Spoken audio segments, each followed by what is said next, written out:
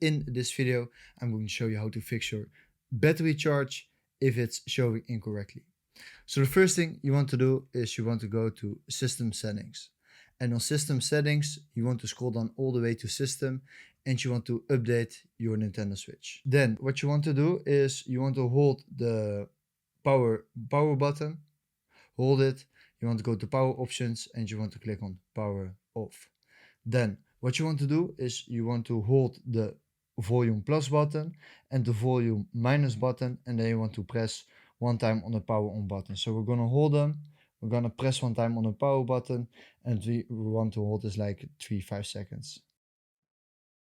Then it goes into recovery mode, and going into recovery mode, this should like set up your battery system. So what you can do, guys, you can click on power off, you can restart your Nintendo Switch.